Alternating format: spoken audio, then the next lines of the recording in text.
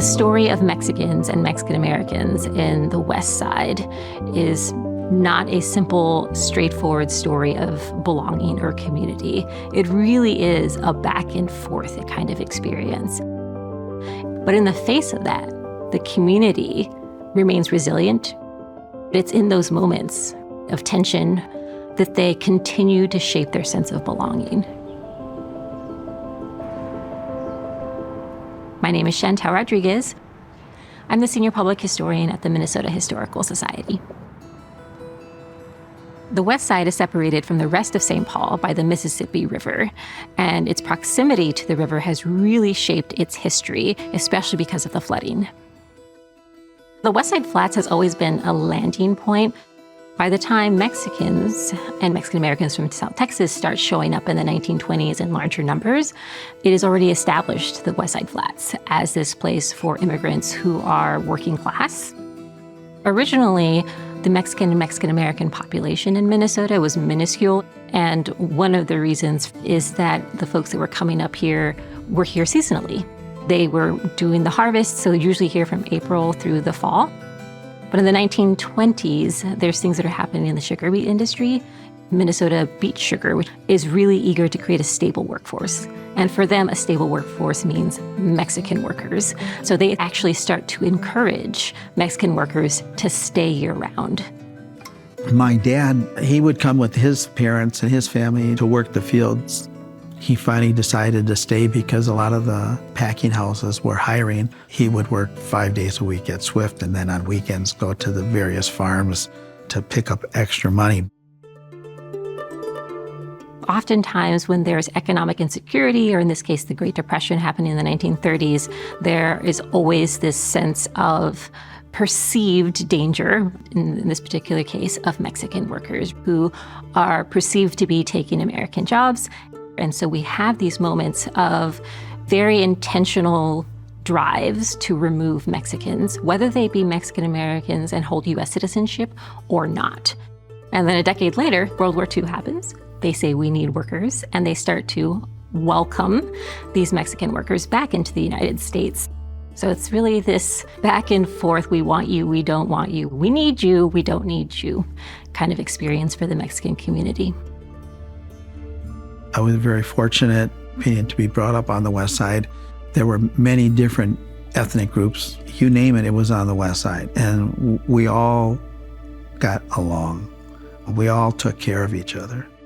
My mom would always prepare enough food for my friends. It was always tortillas, beans, and eggs. And she would make big pots of it. And as my friends would come, she'd make sure they never left without eating.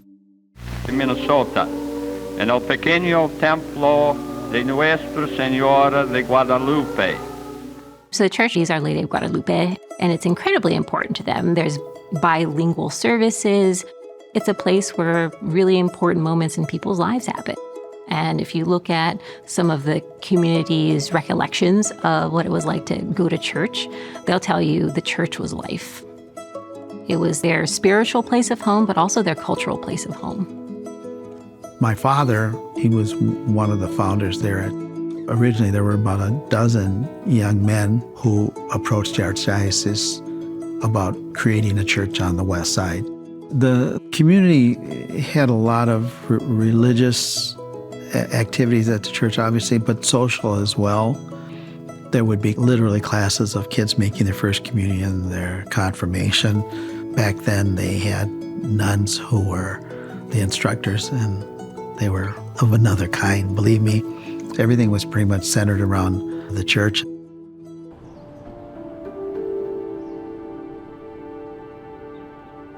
When you think about the West Side Flats, you really need to think about its geography, right? It is just sort of south of the river, and it's in a lowland space. And so that means that just naturally, it's gonna flood.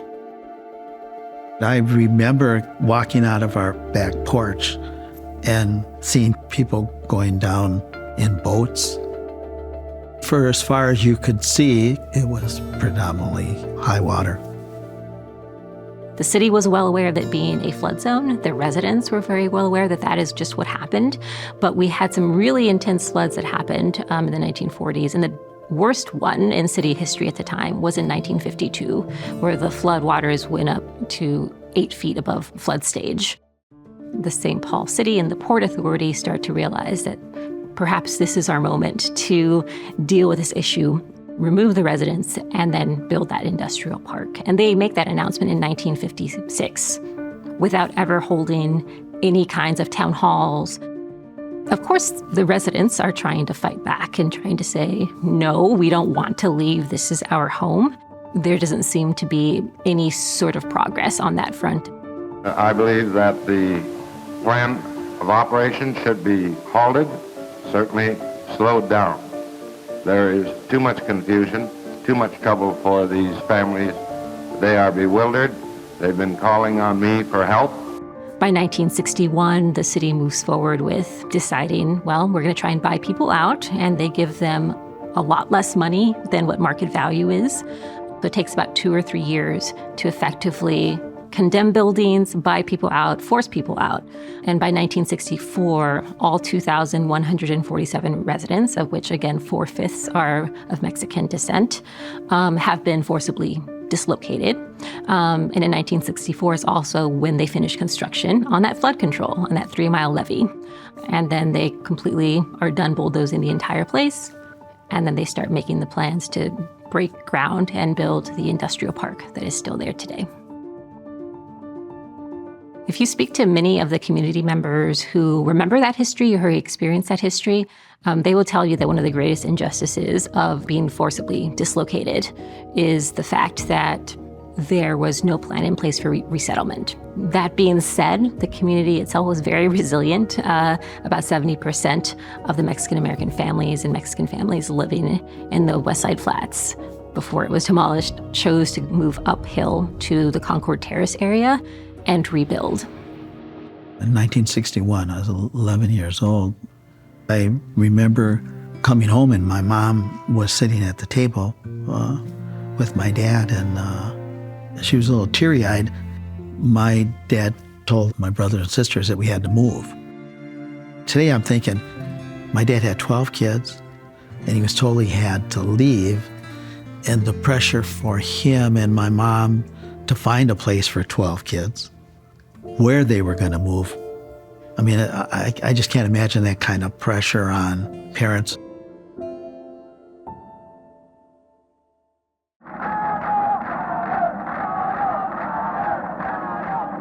The Chicano Movement, generally speaking, is this national movement that kind of starts in Los Angeles in the late 1960s.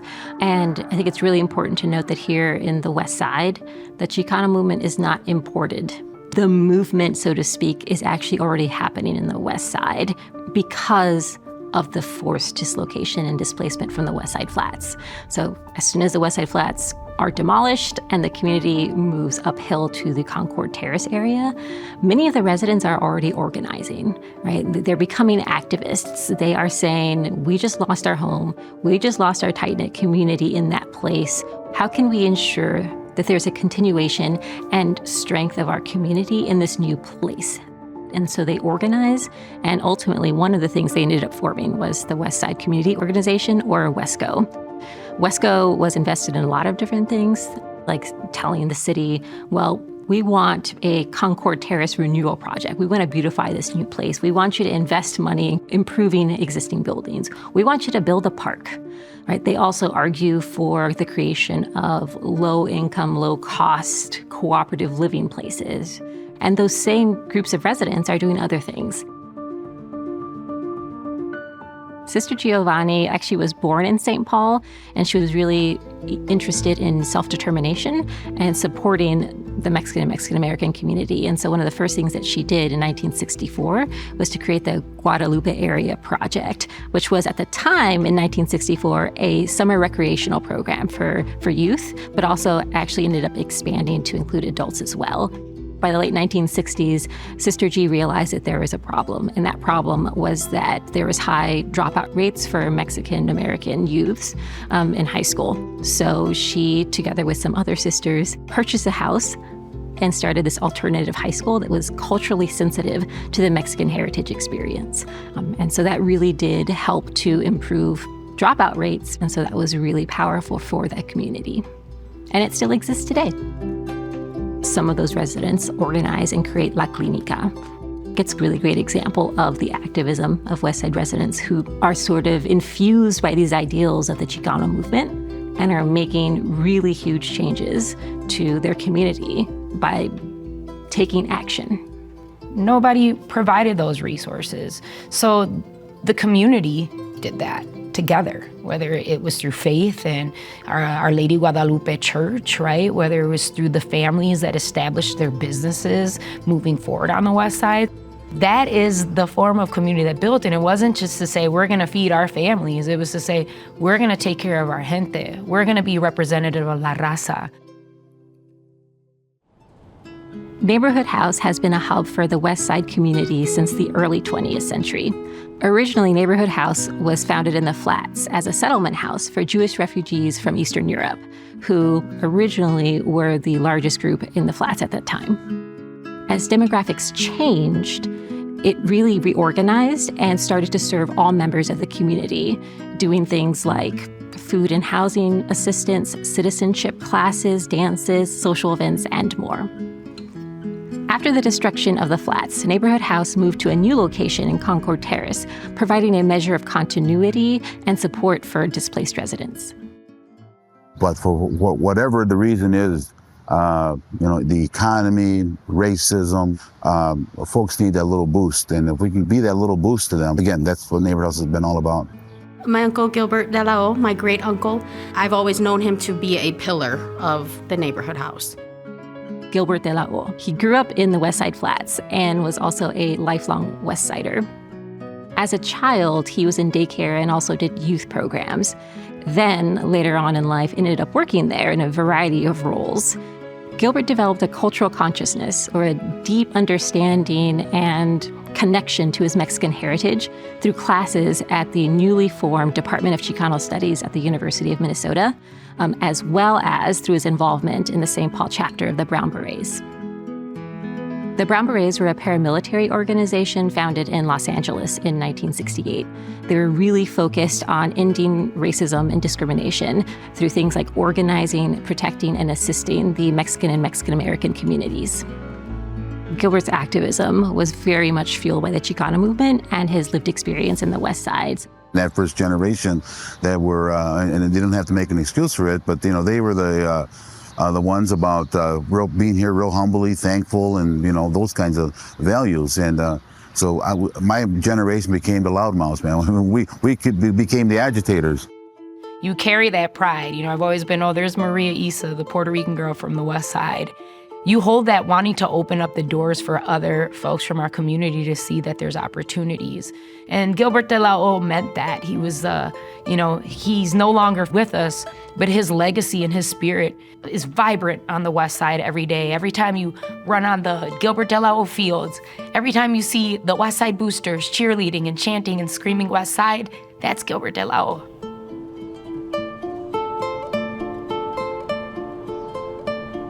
As Mexican migrants started coming and living in the West Side, being able to have a sense of home was really important to them. And so we started having more and more local businesses being set up, including restaurants or grocery stores that would sell food or other types of vegetables and produce that were very familiar to the community.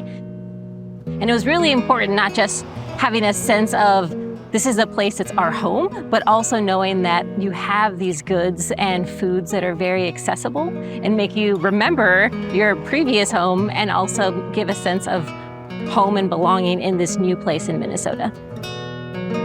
And I directed a fashion show at 16 to highlight our novedades, and that's where you get like your quinceañera dresses or baptismal or like your Latino concert t-shirt.